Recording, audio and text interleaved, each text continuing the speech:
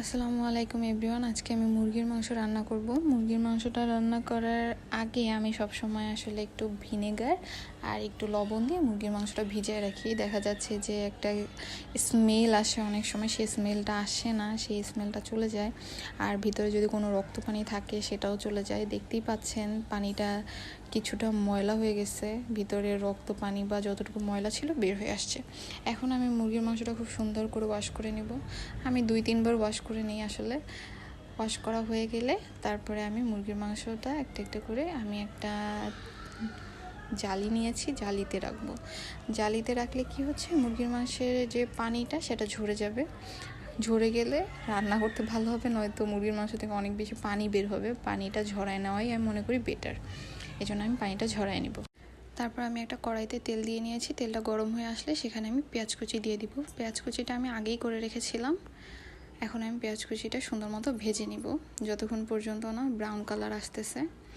এই যে অলমোস্ট আমার ব্রাউন কালার চলে আসছে। তারপর এখানে আমি 2 চা চামচের মতো রসুন বাটা, 2 চামচ জিরা বাটা, 2 চামচ আদা বাটা আর হাফ কাপের মতো পেঁয়াজ বাটা দিয়ে দিব।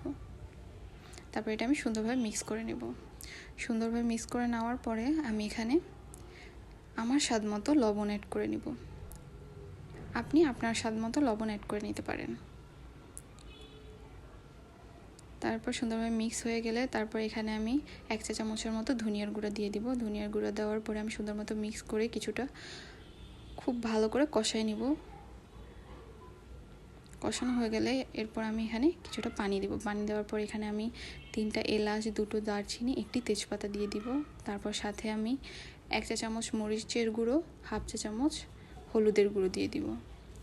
দেওয়ার পরে খুব সুন্দরভাবে এটা মিক্স করে নেব।